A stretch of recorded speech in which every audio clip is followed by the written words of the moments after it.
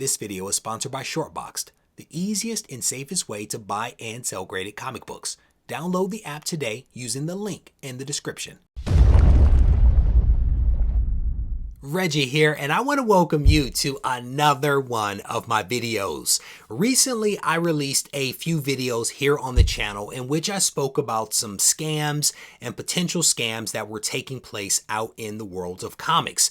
And in this video, what I wanted to offer up are some practical tips and pointers that will hopefully help people out there avoid some of these scams.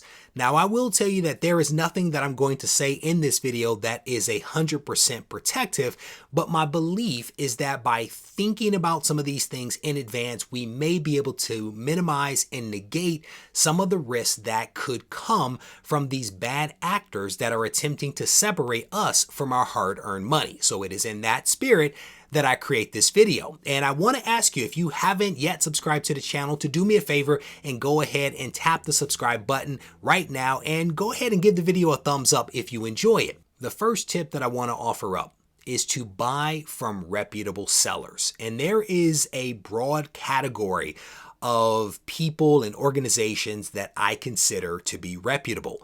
One of the most obvious are local comic shops.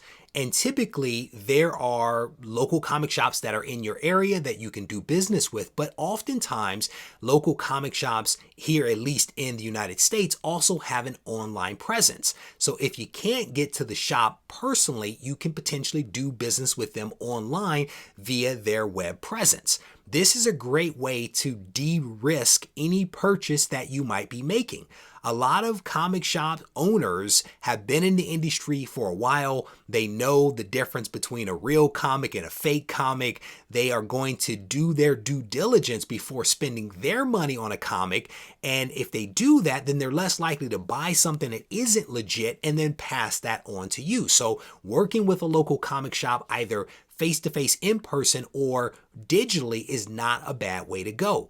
The same can be said of dealers. There are a lot of dealers out there, at least here in the US, that have warehouses set up in which they actually sell comics out of. Many of these dealers also will attend cons, and they have a presence online as well, whether it be a digital shop or something on Instagram. But again, this is a great way to access some really awesome books in a way that de-risks it for you, because you're not buying from some individual that you've never heard of before. A lot of these local comic shops and a lot of these dealers have great reputations. They have a lot of customers out there that can give you a feel for if they're trustworthy or not, right? And I can tell you for a fact that I have a healthy number of LCSs and also dealers that I go to when I buy books from, and I've also recommended a lot of them to other people, including in the Guide to Smart Comic Collecting, which is available digitally on regiecollects.com. But my point here is that there are a lot of trustworthy organizations that are out there, and also individuals. And that actually brings me to my last point of your fellow collectors. There is a wonderful community and network of individuals that exist within this hobby. Using Instagram, you have an ability to tap into a ton of collectors that have amazing collections that will gladly sell you a book that you might be looking for.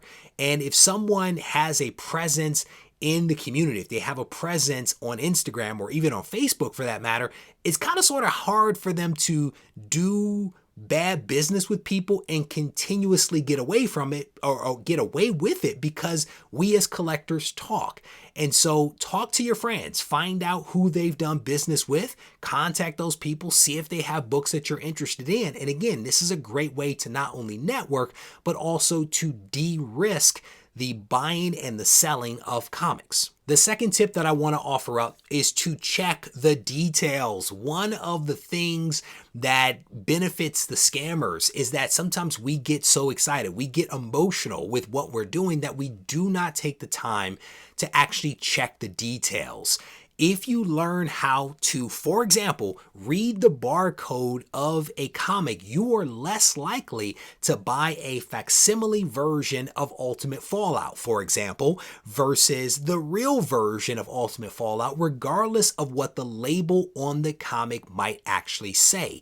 So paying attention to those small details of the red box around the word Marvel or learning how to read the barcode is a great way to, again, de-risk a purchase that you might be making. Now, it would be great if every label was 100% accurate, if every description for every comic that is posted online is 100% accurate and fully transparent, but the reality is that that is not going to happen. So paying attention to the fine details, slowing it down so that you can take in the information is a great way to protect yourself from scams. The third tip that I want to offer up is to trust your gut. The reality is that we oftentimes get a little greedy and we know that something is a little too good to be true, yet we hope that it's true because if it's true, it's going to work out incredibly well for us.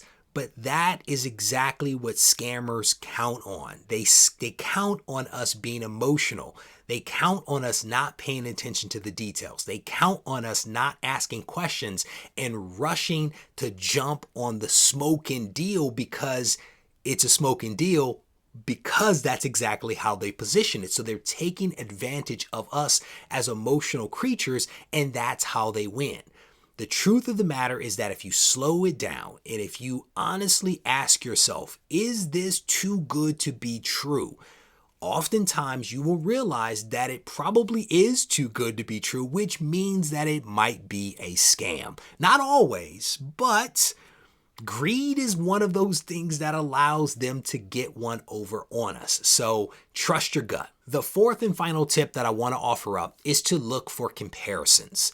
One of the great things about the age that we're in right now is that we have access to a ton of resources and information. So if you're thinking about buying a comic or if you're looking at a comic, you have an ability to do a Google search, to jump into an app, or to tap into a pricing service that will show you lots of different examples of a possible comic that you may be considering.